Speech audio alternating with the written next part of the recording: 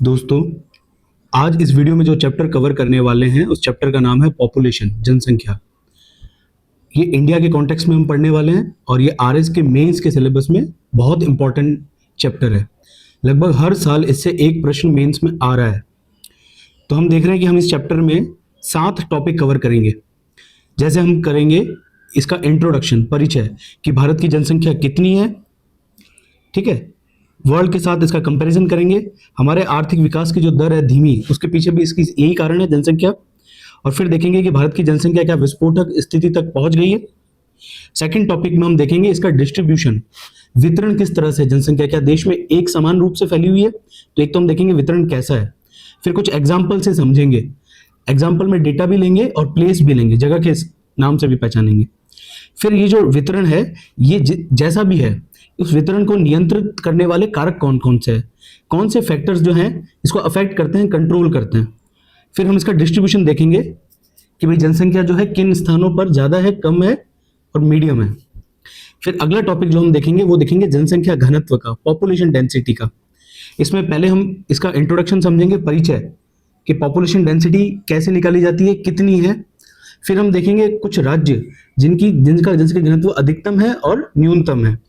फिर इसका भी डिस्ट्रीब्यूशन समझेंगे हम दो आधार पे। एक तो जो जनसंख्या घनत्व का औसत है उसके आधार पे देखेंगे जो राज्य इनसे ज्यादा है और इससे कम है। दूसरा, जनसंख्या घनत्व के कुछ वर्गीकरण करेंगे, हम ब्लॉक्स बनाएंगे, उसके आधार पे समझेंगे। अगला टॉपिक देखेंगे जनसंख्या में वृद्धि का, ग्रोथ का। ये जो ग्रोथ है ये 1901 से 2011 तक का पीरियड कवर करेंगे हम इसमें जनसंख्या की वृद्धि जो है वो 4 फेजेज में हुई है, 4 चरण में। ये चारों चरण बहुत इंपॉर्टेंट है, इसमें से 2 बार लगातार सवाल बना है। इसके बाद हम कवर करेंगे दशकीय वृद्धि दर, डेकेडल ग्रोथ। इसमें हम समझेंगे कि ये क्या होती है। फिर इसका भी डिस्ट्रीब्यूशन देखेंगे कि दशकीय वृद्धि दर की जो औसत है, जो एवरेज है, उससे ज्यादा किन राज्यों की है और कम किन राज्यों की है। प्लस वृद्धि दर के भी हम कुछ भाग बनाएंगे और उसके आधार पर भी राज्यों के नाम याद करेंगे। इसके बाद एक इंपॉर्टेंट पॉइंट और है साक्षरता, लिटरेसी। एक तो हम साक्षर किसको कहेंगे, पहले तो हम ये समझेंगे डेफिनेशन। फिर हम साक्षरता का ट्रेंड समझेंगे कि भारत के लगभग आज़ाद होने के बाद 61 से 2011 तक जनसंख्या में बहुत चेंजेस आए हैं। अगला पॉइंट जो समझेंगे हम साक्षरता समझेंगे, एक तो साक्षर किसको कहेंगे हम। फिर हम ट्रेंड समझेंगे 61 से 2011 तक पुरुष की साक्षरता, महिलाओं की साक्षरता और एवरेज औसत साक्षरता में बहुत चेंजेस आए हैं, उसको समझने की कोशिश करेंगे। फिर हम देखेंगे कि इसका रीजनल डिस्ट्रीब्यूशन कैसा है, क्षेत्रीय वितरण।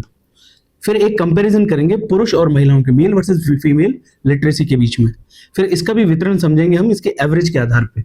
आखिरी टॉपिक जो इसमें हम कवर करेंगे वो है रूरल और अर्बन पॉपुलेशन का, ग्रामीण और शहरी जनसंख्या।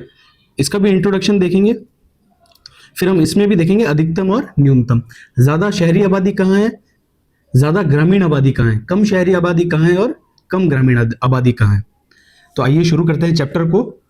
तो चैप्टर में सबसे पहले हम समझेंगे जनरल इंट्रोडक्शन, सामान्य परिचय, कि आखिर जनसंख्या है कितनी हमारी। तो 2011 हम जो आंकड़े पढ़ने वाले हैं वो 2011 के हैं। 2011 में जो जनगणना हुई है उसके अनुसार भारत की जनसंख्या 121.085 करोड़ है। एक बात, इसकी तुलना करते दुनिया के साथ, तो दुनिया का जितना भी क्षेत्रफल है उसका 2.4% है भारत के पास। अगर दुनिया का क्षेत्रफल है 100%, तो उसका सिर्फ 2.4 हमारे पास है। लेकिन जो दुनिया की पूरी पॉपुलेशन है, जनसंख्या, उसका 17.5%, 17.5% हमारे पास है। इसके बाद समझते हैं हम कि इससे होगा क्या। जनसंख्या अगर ज्यादा है हमारे पास तो इससे क्या फायदा, क्या नुकसान है हमें। तो आप देखोगे कि जनसंख्या ज्यादा होने की वजह से संसाधन और भूमि के संसाधन दोनों ही कम पड़ जाते हैं। ये दोनों के कम पड़ने से हमारी जो इकोनॉमिक ग्रोथ है, आर्थिक वृद्धि, ये बहुत ही धीमी गति से हो रही है, बहुत ही स्लो रेट से हो रही है। एक और इसी जनसंख्या की वृद्धि के कारण, या जनसंख्या जो इतनी बढ़ चुकी है हमारी, उसकी वजह से हमें सामना करना पड़ता है अनएम्प्लॉयमेंट का, बेरोजगारी का, स्टार्वेशन का, भूखमरी का, और एक पुअर लिविंग स्टैंडर्ड का। अगला टॉपिक है हमारा जनसंख्या का वितरण, डिस्ट्रीब्यूशन ऑफ पॉपुलेशन। देखते हैं कि भारत में जो जनसंख्या है वो किस तरीके से बटी हुई है, किन क्षेत्रों में ज्यादा है, किन क्षेत्रों में कम है। तो सबसे पहली बात जो हमें समझनी है कि भारत की जनसंख्या का डिस्ट्रीब्यूशन अनइवन है, असमान है। सब जगह बराबर लोग नहीं रहते, कहीं ज्यादा कहीं कम। जैसे देखो 5 राज्यों के नाम लेने वाला हूं मैं आपको, ये पांचों आपको याद रखने हैं। जैसे यूपी उसके पास में बिहार, उसके पास में वेस्ट बंगाल, फिर नीचे की तरफ महाराष्ट्र और आंध्र प्रदेश। इन 5 राज्यों के पास लगभग 30% क्षेत्रफल है भारत का, लेकिन जनसंख्या रहती है इनके पास 50%। देश की आधी जनसंख्या इन सिर्फ 5 राज्यों में पाई जाती है। इसी तरह देश में एक पर्वतीय क्षेत्र है, एक तो एकदम उत्तर में नदन पार्ट में, और एक नॉर्थ ईस्ट में उत्तरी पूर्वी क्षेत्र में। ये दोनों का क्षेत्रफल मिलाकर 16% होता है। इस 16% क्षेत्र पर 4% से भी कम जनसंख्या रहती है। तो आप देख रहे हो कि कहीं तो 30% पे 50% लोग रह रहे हैं, कहीं सिर्फ 16% पे 4 से भी कम लोग रह रहे हैं। तो ये दोनों ही बातें अपने इस दावे को प्रूव करती है कि जनसंख्या का डिस्ट्रीब्यूशन जो है वो असमान है। अब ये जो असमान डिस्ट्रीब्यूशन है, ऐसा क्यों है, इसको समझने की कोशिश करते हैं कि ऐसी क्या कारण है जो जनसंख्या को कहीं पे कम और कहीं पे ज्यादा कर देते हैं। तो देखिए, ये कारण है जलवायु, क्लाइमेट, टेरेन या भूभाग, वाटर की अवेलेबिलिटी, जल की उपलब्धता, खनिज संसाधन, मिनरल रिसोर्सेज, परिवहन, ट्रांसपोर्टेशन, सामाजिक और मनोवैज्ञानिक कारण, सोशल एंड साइकोलॉजिकल रीजंस, और राजनीतिक और आर्थिक कारण, पॉलिटिकल और इकोनॉमिकल रीजंस। इसको याद करने के लिए एक छोटी सी ट्रिक है, जज भूख पसारा, जलवायु, जल, जलवायु, जल, भूभाग, खनिज संसाधन, परिवहन, सामाजिक और मनोवैज्ञानिक कारण, राजनीतिक और आर्थिक कारण। अब एक एक पॉइंट को समझने की कोशिश करते हैं, ठीक है। इस पे भी एक क्वेश्चन बन चुका है। राजस्थान की जलवायु और भूभाग के बारे में एक बार पूछा गया था कि ये दोनों कैसे जनसंख्या को अफेक्ट करते हैं, ठीक है। तो बेसिक कॉन्सेप्ट यही रहेगा इंडिया और राजस्थान दोनों के लिए। तो इंडिया में जलवायु कैसे अफेक्ट करती है, जब भी जलवायु की बात करी जाएगी तो हमें समझना है कि बात करी जा रही है तापमान और वर्षा की, टेम्परेचर और रेनफॉल की। तो भारत में कुछ ऐसी जगहें हैं जहां सर्दी ज्यादा पड़ती होगी, ऐसी जगह है जहां गर्मी भी ज्यादा पड़ती होगी, ऐसी जगह है जहां जलवायु बहुत आर्द्र रहती होगी, या तो बारिश ज्यादा होती है फिर जलवायु वैसे ही बहुत आर्द्र रहती है। इन तीनों ही कंडीशंस में, जब तीनों ही एक्सट्रीम पे है, सर्दी ज्यादा है, गर्मी भी ज्यादा है, आर्द्रता भी ज्यादा है, इन तीनों ही कंडीशन जो है ये जनसंख्या के निवास के लिए बिल्कुल उपयुक्त नहीं है।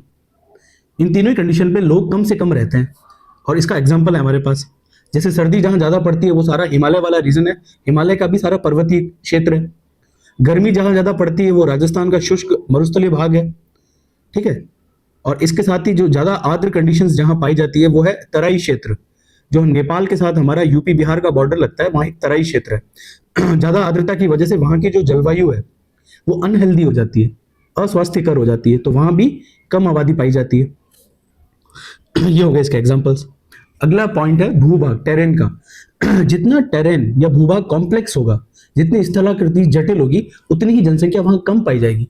क्योंकि जैसे ही आप देखोगे कि मैदान है बहुत प्लेन स्थलाकृति है, सामान्य है, जैसे पठार में जाते हो थोड़ी जटिलता या कॉम्प्लेक्सिटी बढ़ती है, और पर्वत तक आते आते कॉम्प्लेक्सिटी मैक्सिमम हो जाती है। तो जनसंख्या का रुझान भी इसी तरह घटता है, जितना सिंपल उतनी जनसंख्या ज्यादा, जितना कॉम्प्लेक्स होता जाता है उतनी जनसंख्या कम होती जाएगी। तो मैदान से पर्वत की तरफ बढ़ते हैं तो जनसंख्या कम होती है। उसके कई सारे कारण है ना, क्योंकि वहां देखिए कृषि योग्य भूमि कम मिलेगी आपको, जिससे कृषि कार्य नहीं हो पाता, ठीक है। वहां पे परिवहन के साधन आपको कम से कम, वहां पे फीलिंग आती है आइसोलेशन की, अलग थलग महसूस करते हैं। और ये तो डायरेक्ट कारण है, कई सारे इनडायरेक्ट कारण भी है कि इन वजह से यहाँ रोजगार नहीं मिलेगा आपको, स्वास्थ्य शिक्षा की सुविधाएं नहीं मिलेगी, तो ऐसा करके यहाँ पे भी जनसंख्या पाई जाती है कम। अगला जो पॉइंट है वो जल की उपलब्धता। आपको पता है जल है तो कल है, तो जल है तो ही सब कुछ है। मानव का जीवन और उसके सारे के सारे एक्टिविटीज, सुबह उठने से रात को सोने तक, उसमें एक बहुत बड़ा रोल प्ले करता है जल। तो जहां पे जल ज्यादा होगा या अवेलेबल होगा, वहां जनसंख्या भी ज्यादा होगी। जल और जनसंख्या दोनों ही एक दूसरे के डायरेक्टली प्रोपोर्शनल है। तो जहां पे जल की मात्रा कम होती जाएगी, जैसे जल के लिए हमारे पास जो प्रमुख सोर्स है वो बारिश है, तो हम देखते हैं कि भारत जो है हमारा उत्तरी भारत, इसमें वर्षा की मात्रा जो है पूर्व से पश्चिम की तरफ बढ़ते हैं तो वर्षा की मात्रा कम होती जाती है। बंगाल से लेकर, पश्चिमी बंगाल से लेकर राजस्थान तक वर्षा की मात्रा कम होती है, तो जनसंख्या भी इसी प्रोपोर्शन में कम हो जाती है यहाँ पे भी। तो ये एक इसका एग्जाम्पल है। अच्छा, आप कहेंगे कि फिर राजस्थान में एक एक्सेप्शन भी है इसका, कि राजस्थान का जो उत्तरी पश्चिमी क्षेत्र है वहां भी शुष्क कंडीशंस है, लेकिन वहां पे जनसंख्या फिर इतनी कम क्यों नहीं है? क्योंकि वहां पे जल की उपलब्धता करवाई गई है, किससे? नहरों के द्वारा। तो एक ये एक्सेप्शन ध्यान रखना है। अगला जो पॉइंट है वो मिनरल रिसोर्स का है, ठीक है, खनिज का। तो जितने पठारी क्षेत्र है इंडिया में, जैसे कि दामोदर वाली घाटी है, उसके पास छोटा नागपुर का पठार है, दक्षिण में एक कोलार क्षेत्र है, ये सारे खनिज समृद्ध क्षेत्र है। तो खनिज समृद्ध क्षेत्र में जहां खनिज ज्यादा है, समृद्ध क्षेत्र है, तो वहां आप देखोगे कि उद्योग लगने की संभावना ज्यादा है। जब उद्योग लगेंगे वहां तो आर्थिक विकास होगा, रोजगार मिलेगा, तो लोग वहां आकर्षित होंगे। तो यही कारण है कि इन क्षेत्रों में जहां खनिज संसाधन, मिनरल रिसोर्सेज ज्यादा है, तो वहां जनसंख्या भी कंपैरेटिवली ज्यादा पाई जाती है। एग्जाम्पल के लिख दो, दामोदर घाटी, छोटा नागपुर का पठार, कोलार क्षेत्र आदि। जो परिवहन में, अब अगला पॉइंट है परिवहन। परिवहन में वही पॉइंट है जो भूभाग में देखे आपने। परिवहन में भी जैसे जितना मैदानी एरिया है, परिवहन वहां सुगम है, और जैसे पठार और जैसे पर्वत तक पहुंचते हो तो परिवहन भी क्या होता जाता है, डिफिकल्ट होता जाता है। सुविधाएं जो है पर्वतीय क्षेत्रों में परिवहन की सुविधाएं नहीं मिल पाती आपको। ठीक, तो जहां ये सब सुविधाएं नहीं है वहां जनसंख्या भी कम होती जाएगी। अब एक बड़ा कारण है सामाजिक और मनोवैज्ञानिक। देखो सामाजिक कारण क्या क्या है, जैसे समाज का संगठन कैसा है ना, समाज की संरचना कैसी है, उसका धार्मिक संगठन कैसा है, धार्मिक संरचना कैसी है ना, कौन से धर्म को मांगने वाले लोग रहते हैं, वहां जातिवाद कैसा है, कम है ज्यादा है, वो लोग रीति रिवाज कैसे फॉलो करते हैं, क्या वहां शिक्षा और चिकित्सा की सुविधाएं उपलब्ध है, पास में ही, निकट में, या दूर जाना पड़ता है। ये सारे पॉइंट जो है एक मनोवैज्ञानिक दबाव बनाते हैं कि आप किसी स्थान पर रहोगे या नहीं रहोगे। तो ये प्रमुख कारण हो गए। इसी तरह दो प्रमुख कारण है, राजनीतिक और आर्थिक कारण, पॉलिटिकल और इकोनॉमिकल रीजन। राजनीतिक कारण क्या है कि किसी भी क्षेत्र में अगर पॉलिटिकल इनस्टेबिलिटी है, अस्थिरता है, सरकार बनती है, कुछ समय में सरकार गिर जाती है, फिर नई सरकार बनती है, तो किसी भी सरकार की पॉलिसी लंबे समय तक नहीं चल पाती, रिजल्ट नहीं आता किसी का, लोगों में असंतोष बढ़ा दे ऐसी राजनीतिक गवर्नमेंट हो, ऐसी सरकार हो, लोग असुरक्षित फील करना शुरू करें। जैसे अभी भाषा विवाद में आप देख रहे हैं कि महाराष्ट्र में जो मराठी नहीं बोलेगा, लोग उस नॉन मराठी लोगों को परेशान कर रहे हैं, तो वहां असुरक्षा की भावना है, जिससे लोगों में असंतोष भी फैल रहा है, और राजनीतिक जो उनकी इच्छा शक्ति है वो साफ दिखा रही है कि वो इसके बारे में कुछ नहीं कर रहे हैं। फिर कुछ आर्थिक कारण भी हमारे, जैसे जिन क्षेत्रों का औद्योगिक विकास अच्छा है तो आप देखोगे वहां अर्बनाइजेशन भी होगा, शहर बढ़ेंगे, जिससे जनसंख्या उसकी तरफ आकर्षित, काम रोजगार की तलाश में लोग ज्यादा उस तरफ भटकेंगे। ठीक, तो ये सारे जनसंख्या वितरण को नियंत्रित करने वाले कारक है, और ये बहुत इंपॉर्टेंट टॉपिक है। भौगोलिक आधार पे जनसंख्या का वितरण, जैसे भौगोलिक आधार, देखो जनसंख्या को तीन तरह से हम डिवाइड कर सकते हैं। एक तो जहां डेंसली पॉपुलेटेड एरिया है, घनी आबादी वाले क्षेत्र है, दूसरे वो जो मीडियम मध्यम आबादी वाले क्षेत्र है, तीसरे जहां आबादी बहुत कम है, न्यूनतम है, लो है। तो घनी आबादी वाले क्षेत्र होंगे मैदान, मध्यम आबादी वाले होंगे पठार, सबसे कम आबादी जहां होगी वो होंगे पर्वतीय राज्य या फिर पश्चिमी राजस्थान का शुष्क प्रदेश। तो ऐसा क्या है कि घनी आबादी वाले क्षेत्र जो है वो मैदानी क्षेत्र होते हैं, तो कुछ कारण है इसके। वहां कृषि योग्य भूमि है, कृषि कार्य आप आसानी से कर सकते हो, पानी की उपलब्धता वहां ज्यादा होती है, परिवहन के साधन सुगम होते हैं, आसानी से उपलब्ध होते हैं, और इन सब कारणों की वजह से यहाँ रोजगार के भी ज्यादा चांस होते हैं, रोजगार अच्छा मिलता है आपको। अब आपको ध्यान रखना है कि ये ऐसे क्षेत्र है कहाँ कहाँ भारत में।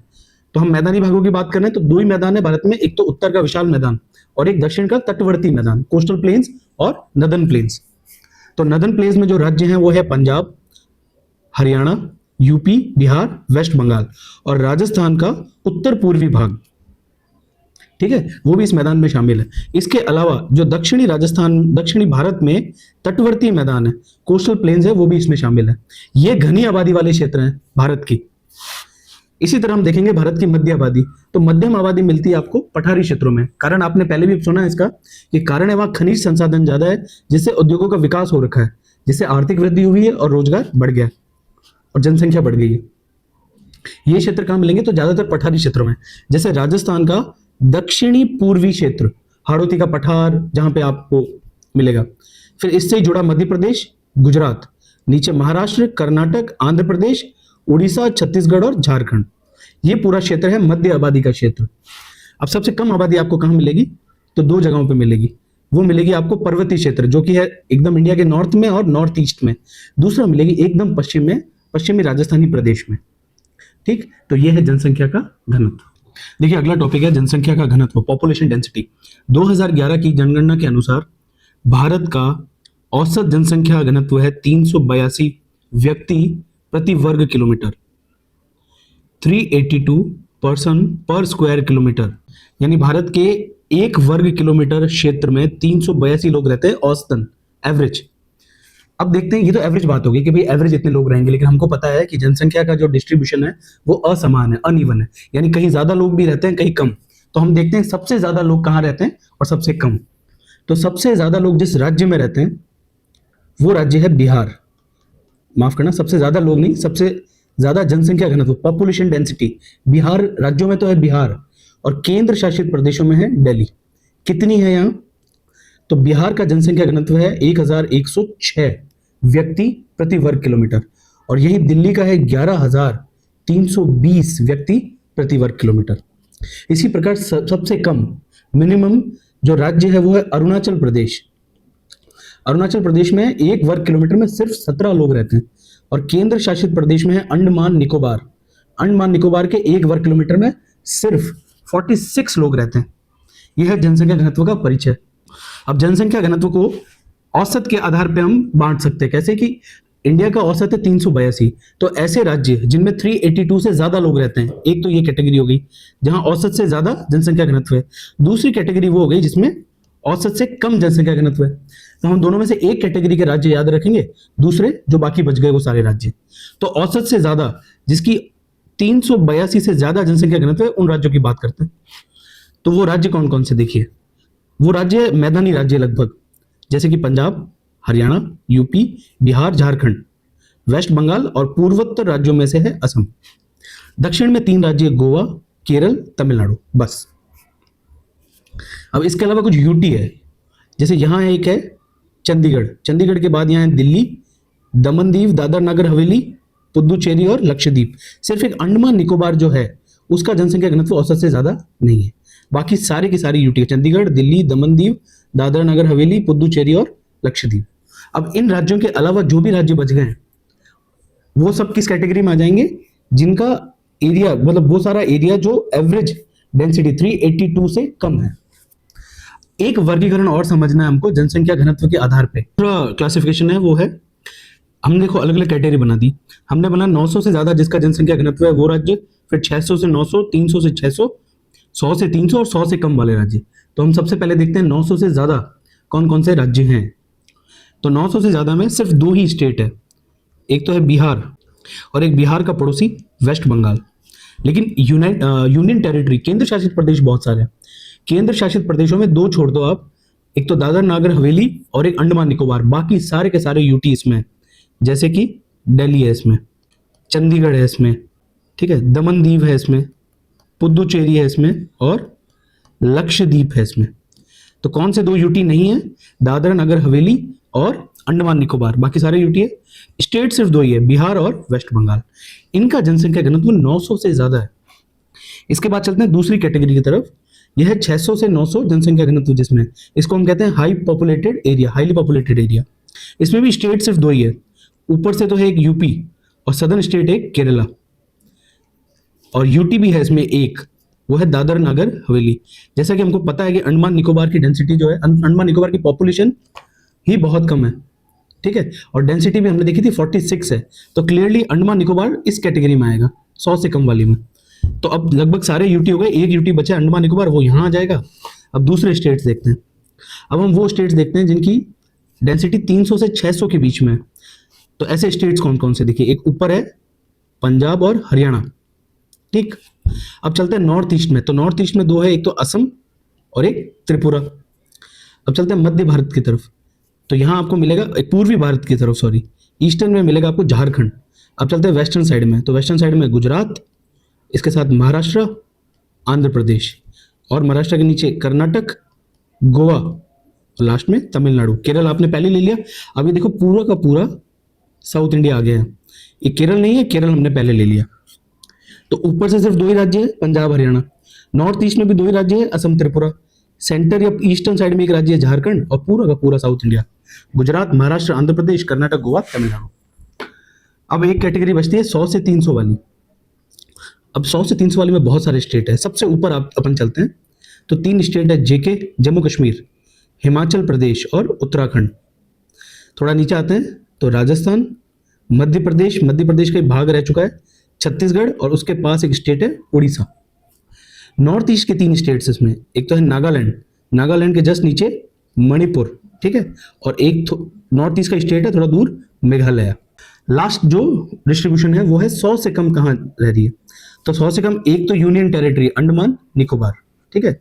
स्टेट कितने हैं? तो 3 स्टेट है, तीनों ही नॉर्थ ईस्ट के। एक तो है सिक्किम, फर्स्ट है सिक्किम, फिर एक है अरुणाचल प्रदेश, इसके बाद तीसरा है मिजोरम। बाकी सारे तो आपने कवर कर लिए थे। ठीक, ये हो गया इसका दूसरा डिस्ट्रीब्यूशन। देखिए अब चलते हैं नेक्स्ट टॉपिक की तरफ। 1901 से 2011 के बीच का जनसंख्या परिवर्तन। 1901 से 2011 तक जनसंख्या कैसे बढ़ी, घटी, स्थिर रही, क्या हुआ। 2 बार आरएस मेंस में पिछले 5 सालों में 2 बार इस पे क्वेश्चन बन चुका है, तो ये बहुत इंपॉर्टेंट टॉपिक है। इसको एक टेबल के माध्यम से समझते हैं अपन, एक कंपैरिजन करते हुए। तो देखो मैंने एक टेबल बनाई है जिसमें हमने एक तरफ तो ईयर लिख दिए हैं, 1901 से 21, 21 से 51, 51 से 81, 81 से 2011। इसका मतलब ये है कि 1901 से 2011 के बीच का पीरियड जो है उसमें 4 चरण होंगे, 4 फेज होंगे।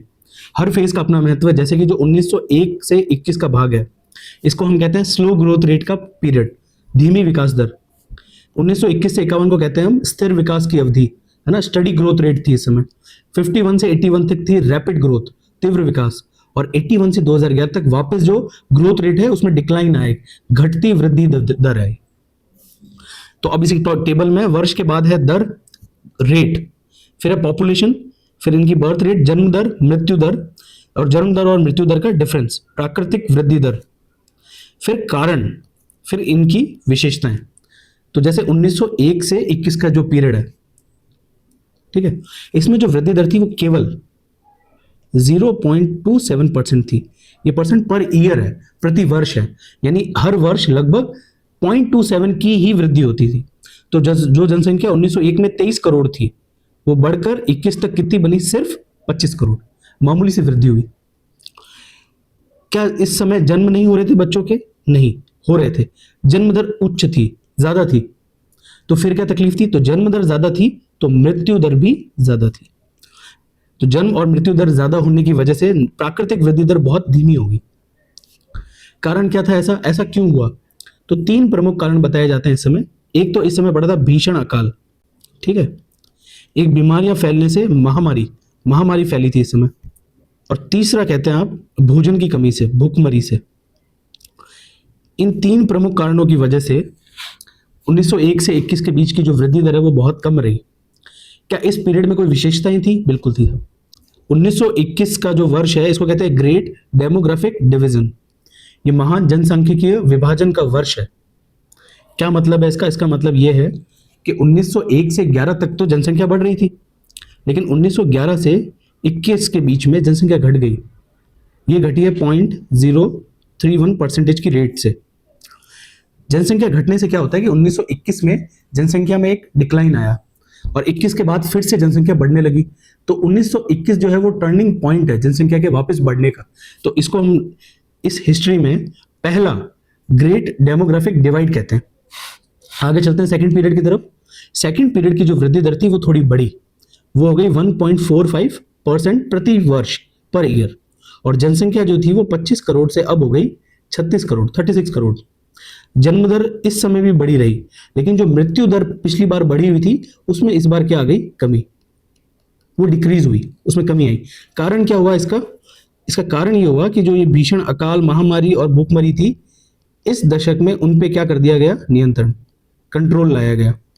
तो हमारे पास कुछ डेटा भी है, जैसे यहां पे जो जन्म दर थी वो प्रति 1000 42 थी, 42, ठीक है सर। और जो मृत्यु दर थी वो प्रति 1000 27 थी। तो आप देख रहे हो कि इसमें प्राकृतिक वृद्धि दर कितनी बन रही है। तो 42 में से 27 को अपन लेस कर देंगे तो ये बन रही है 15 प्रति 1000, यानी प्रति 1000 पे 15 की वृद्धि हो रही थी। तो इस बार वृद्धि होनी शुरू हुई। वृद्धि कम थी, इसीलिए इस रूट को कहते हैं, इसीलिए इस पीरियड को कहते हैं स्थिर विकास की अवधि, स्टडी ग्रोथ रेट थी इस समय। ठीक, आगे बढ़ते हैं। अगला है 51 से 81। 51 से 81 में जनसंख्या बहुत तेजी से बढ़ी। इस समय आप देखेंगे कि प्रति वर्ष जो बढ़ने की दर है वो 2.9, ऑलमोस्ट 3 के आसपास पहुंच गई। जनसंख्या भी बढ़ के 36 से 68 करोड़ तक पहुंच गई। जन्म दर भी बढ़ी थी, इसमें बढ़ी हुई थी, हालांकि पिछले पीरियड की तुलना में कम हो गई थी। जनसंख्या बढ़ रही थी बट प्रति 1000 इसकी संख्या 42 से कहाँ आ गई? 38 पे आ गई, 4 की कमी हो गई इसमें। मृत्यु दर में भी कमी हो गई। मृत्यु दर पहले 27 हुआ करती थी, यहां हो गई 15 प्रति 1000। तो अब इनमें जो डिफरेंस है, प्राकृतिक वृद्धि दर अगर आप देखें तो वो कितनी बन रही है इसमें? इसमें प्राकृतिक वृद्धि दर बन रही है 23। आप देखिए पिछला पीरियड में वृद्धि दर थी 15 प्रति हजार, इसमें 23, तो जनसंख्या तो यहाँ बढ़नी है, तो जनसंख्या इसीलिए यहाँ पे बढ़ी। और ऐसा क्यों हुआ कि प्राकृतिक वृद्धि दर बढ़ी, मृत्यु दर कम हुई? तो उसके दो कारण बताए जाते हैं। पहला बताया जाता है कि जैसे ही भारत आजाद हुआ तो भारत में बहुत सारी योजनाएं आई, ठीक है, तो यहाँ पे योजनाएं आई बहुत सारी, जिससे लोगों को काम मिला, सिक्योरिटी बढ़ी लोगों की। दूसरा, स्वास्थ्य सुविधाओं में सुधार हुआ, हेल्थ केयर सिस्टम इंप्रूव हुआ। इन दोनों की वजह से ग्रोथ रेट अच्छी रही। क्या इसमें भी कोई विशेषता है इस पीरियड में? जी बिल्कुल है। 1951 को दूसरा ग्रेट डेमोग्राफिक डिवाइड कहा गया। क्यों? क्योंकि 1951 तक एक स्थिर ग्रोथ रेट चल रही थी, स्टडी। 1951 के बाद ग्रोथ रेट बढ़ना शुरू हो गई, तो इस वजह से 1951 से एक टर्निंग पॉइंट आया, ये चेंज हुआ ग्राफ, इसीलिए 1951 को कहते हैं सेकेंड डेमोग्राफिक डिवाइड। दूसरा 1961 से 71, इसके बीच का ये एक पीरियड है। 1961 से 71 के बीच में जो ग्रोथ रेट थी वो 24.9% हो गई। इस डेकेड की, इस दशक की जो ग्रोथ रेट 24.9 हुई और जनसंख्या की विस्फोटक स्थिति बन गई। ठीक है, अब एक लास्ट फेज है 81 से 2011, ये घटती वृद्धि दर का फेज है। इसमें ग्रोथ रेट जो है वो डिक्लाइन होती है। अच्छा, तो 2.9 थी इस समय, तो यहां अब घट के रह गई सिर्फ 2.5%। जनसंख्या जो है वो 68 से पहुंच गई 121 करोड़। जन्म दर भी 38 से और कम हुआ और यह पहुंच गया 23 प्रति हजार तक, और मृत्यु दर भी 15 से पहुंच गया 7 प्रति हजार तक मात्र। तो जो प्राकृतिक दर है वो अब घट के कितनी रह गई? सिर्फ 16। यानी पहले पीरियड में बढ़ रही थी 23 प्रति हजार से, अब बढ़ रही है 16 प्रति हजार से। तो आप देख रहे हो कि वृद्धि दर जो है इस पीरियड में कम हो गई। ठीक है, वृद्धि हो रही है बट दर कम हो गई। तो इसका श्रेय किसको देते हैं अपन? इसका श्रेय देते हैं इस दौरान होने वाले परिवार नियोजन कार्यक्रम की सफलता को। जो फैमिली प्लानिंग के प्रोग्राम्स इस दौरान में गवर्नमेंट ने सक्सेसफुली इंप्लीमेंट किए थे, उसकी वजह से ये डिक्रीज देखा गया। अच्छा, कुछ खास बातें हैं इसकी, तो बिल्कुल खास बातें कि भारत जो है थर्ड ग्रेट डेमोग्राफिक डिवाइड के फेज में है। क्योंकि फिर आप क्या देख रहे हो कि 81 के बाद, 81 से जनसंख्या की वृद्धि दर कम हो रही है, तो ग्राफ फिर चेंज हो रहा है। तो ये एक थर्ड ग्रेट डेमोग्राफिक डिवाइड का फेज है। और इस दौरान औसत वार्षिक वृद्धि जो है वो 2.2 से गिर के 1.64% हो गई। देखिए, अगला टॉपिक है दशकीय वृद्धि दर, डेकेडल ग्रोथ रेट, और डेकेड है 2001 से 2011। तो सबसे पहली बात तो ये कि ग्रोथ रेट है कितनी इस पीरियड में, एक एवरेज ग्रोथ रेट कितनी रही? तो वो रही है 17.7 इस पूरे 10 साल के लिए। क्या ये कम है या ज्यादा? तो ये बिल्कुल कम है। इनफैक्ट 1951 के बाद से पहली बार ऐसा हुआ है कि ग्रोथ रेट 20% से नीचे आ गई है, और कितनी रह गई? सिर्फ 17.7। तो ये ग्रोथ रेट कम हुई है, जो कि हमारे लिए अच्छी बात है। और इसको सपोर्ट किया होगा कुछ राज्यों ने। देखो, सभी राज्यों ने अच्छा किया होगा, तभी ग्रोथ रेट नीचे आई है। तो दो राज्यों के नाम लेंगे। एक ऐसा राज्य जिसमें अधिकतम गिरावट हुई है, जिसमें 2001 में जो वृद्धि दर थी वो सबसे ज्यादा गिर गई है 2011 में, तो वो राज्य तो है महाराष्ट्र। ठीक है, और ऐसा राज्य जिसमें न्यूनतम गिरावट हुई, जिसमें कोई फर्क नहीं पड़ा है इन 10 सालों में, वो राज्य है आंध्र प्रदेश। अगला पॉइंट है, ये जो डेकेडल ग्रोथ रेट है, दशकीय वृद्धि दर है, इसमें कुछ राज्यों में वृद्धि हुई है। सिर्फ 3 ही राज्य ऐसे हैं जिनमें वृद्धि हुई है, 3 के अलावा सारे राज्यों में कमी आई है, सारे राज्यों की वृद्धि दर में गिरावट आई है। तो ऐसे कौन से राज्य हैं जिनकी वृद्धि दर बढ़ी है? तो 3 राज्य है। एक तो है छत्तीसगढ़, एक राज्य है तमिलनाडु, एक यूनियन टेरिटरी है और उसका नाम है पुदुचेरी।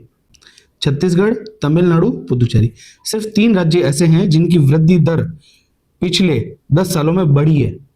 तो किन की नहीं बढ़ी है? रेस्ट ऑफ ऑल, बाकी जो बच गए वो सारे राज्य। अब इसमें भी हम 2 तरह के क्लासिफिकेशन पढ़ेंगे, वर्गीकरण। पहले हम समझेंगे ऐसे सारे राज्य जिनकी औसत दशकीय वृद्धि दर से ज्यादा है, और ऐसे सभी राज्य जिनके औसत से नीचे है। तो देखो राज्य कौन कौन से जिनकी ज्यादा है, हम एक ही राज्य करेंगे, ज्यादा वाले जो बच गए वो सारे नीचे वाले हो जाएंगे। जम्मू कश्मीर, उत्तराखंड, 2 तो ये हुए ऊपर। फिर यहां से हरियाणा, यूपी, बिहार, और बिहार का ही भाग झारखंड। फिर इसके नीचे की पंक्ति में राजस्थान, मध्य प्रदेश, छत्तीसगढ़, और राजस्थान का पड़ोसी गुजरात। और नॉर्थ ईस्ट स्टेट्स में अरुणाचल प्रदेश, मणिपुर, मिजोरम, मेघालय। क्या छोड़ दिया आपने? यहाँ नागालैंड छोड़ दिया, ठीक, त्रिपुरा छोड़ दिया, असम छोड़ दिया, फिर यहाँ सिक्किम छोड़ दिया। फिर से देखिए, सबसे ऊपर दो स्टेट्स है J&K यूके, नीचे वाली लाइन में हरियाणा यूपी बिहार झारखंड, उसके नीचे लाइन में राजस्थान MP छत्तीसगढ़, उसके नीचे गुजरात, और नॉर्थ ईस्ट में अरुणाचल प्रदेश मणिपुर मिजोरम मेघालय।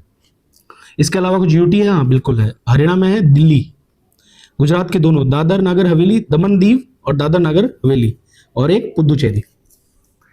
ये सारे वो राज्य और केंद्र शासित प्रदेश हैं जिनमें औसतीय दशकीय वृद्धि दर जो कि 17.7 है उससे ज्यादा वृद्धि हुई है। और इसके अलावा जो राज्य बच गए वो सारे किसमें आ जाएंगे, जिनमें 17.7% से कम वृद्धि हुई है। ये एक डिस्ट्रीब्यूशन है। एक डिस्ट्रीब्यूशन और पढ़ना है हमको, उसमें हमने 3 ब्लॉक बनाए हैं। एक वो राज्य जिनकी वृद्धि 30% से ज्यादा हुई है, एक जिसकी 20 से 30 के बीच में हुई है, और एक जिनकी 20% से भी कम हुई है। तो देखिए 30% से ज्यादा वृद्धि जिन राज्यों में हुई है वो दोनों ही केंद्र शासित प्रदेश है, दमन दीव और दादरा नगर हवेली।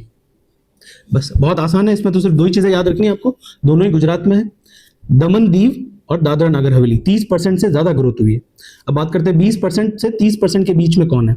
तो 20 से 30 के बीच में है, तो 20 से 30 के बीच में है जम्मू कश्मीर और राजस्थान पहली पंक्ति में। इसके नीचे वाली लाइन में आ जाओ आप, यूपी बिहार झारखंड, उसके नीचे मध्य प्रदेश और छत्तीसगढ़, पीछे भी हमने देखा मैप में इसी तरह। फिर नॉर्थ ईस्ट के 3 स्टेट्स हैं, अरुणाचल प्रदेश मिजोरम मेघालय, पिछले में यहाँ मणिपुर भी था, मणिपुर हट गया यहाँ से। इसमें 2 यूटी भी है इसमें, एक तो है दिल्ली और एक है पुदुचेरी, तो 2 यूनियन टेरिटरी भी है और ये सारे स्टेट्स भी है।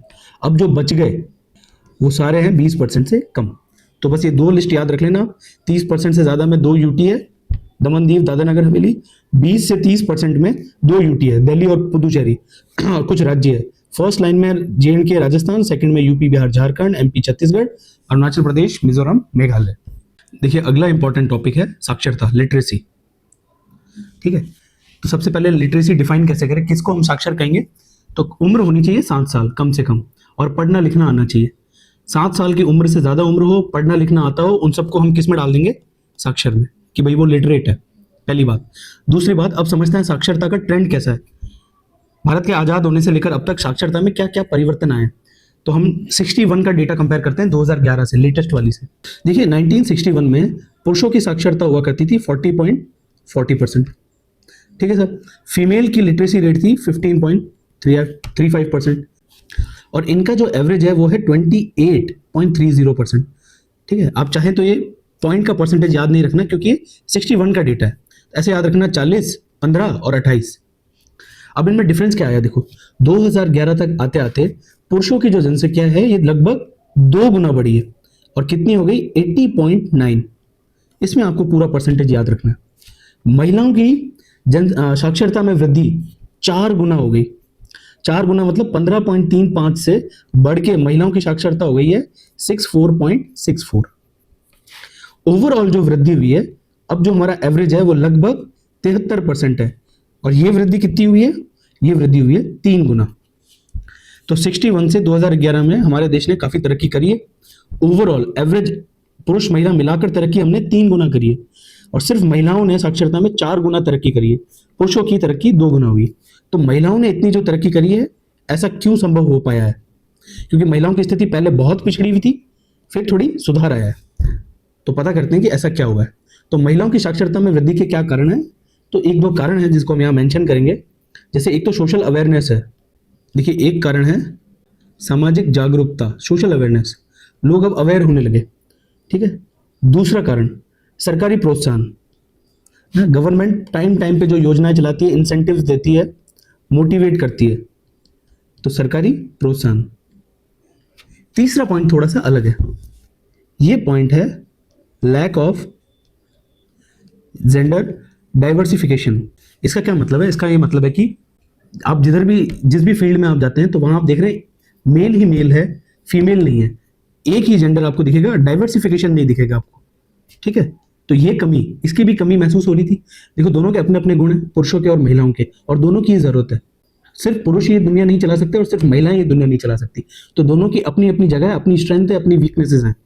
तो ये डाइवर्सिफिकेशन होना जरूरी है हर चीज के लिए, समाज, देश और घर परिवार सबकी तरक्की के लिए। ये 3 पॉइंट अपन मेंशन कर सकते हैं किसमें, महिलाओं की साक्षरता दर में जो 4 गुना की वृद्धि हुई है उसके लिए। ठीक है सर। अगले में हम देखते हैं रीजनल डिस्ट्रीब्यूशन, क्षेत्रीय वितरण साक्षरता का। हमें पता है कि जो दक्षिण भारत के जो राज्य हैं उनमें साक्षरता की रेट, लिटरेसी की जो रेट है वो काफी ऊंची है कंपैरिजन में उत्तरी भारत के। तो ये जो जनसंख्या का क्षेत्रीय वितरण है, रीजनल डिस्ट्रीब्यूशन है, ये भी अनइवन है। ऐसा नहीं है कि देश के हर भाग में बराबर साक्षरता है, अनइवन है। तो मोटे मोटे तौर पे अगर देश को हम 2 भागों में बांटे, उत्तरी भारत और दक्षिणी भारत, तो दक्षिणी भारत की साक्षरता या लिटरेसी उत्तरी भारत से ज्यादा है, पहली बात। दूसरा ट्रेंड समझते हैं हम दक्षिणी भारत का भी। तो दक्षिणी भारत में 2 तरह के क्षेत्र हैं, तटीय और आंतरिक। कोस्टल एरियाज है और इंटरनल पार्ट है। इसमें भी जो कोस्टल एरियाज हैं उनकी साक्षरता इंटरनल भाग से ज्यादा है, तटीय क्षेत्र की ज्यादा है और इंटरनल पार्ट्स की साक्षरता कम है। एक छोटा सा ये डिस्ट्रीब्यूशन है जो आपको समझना है। अब हम एक कंपैरिजन करेंगे महिला और पुरुष की साक्षरता का। पहले तो हम इनका एवरेज देख लेते हैं कि अभी इनका एवरेज क्या चल रहा है। तो 2011 के अकॉर्डिंग पुरुषों की जो साक्षरता है वो 80.9% है, महिलाओं की साक्षरता 64.64% है या 64.6% है।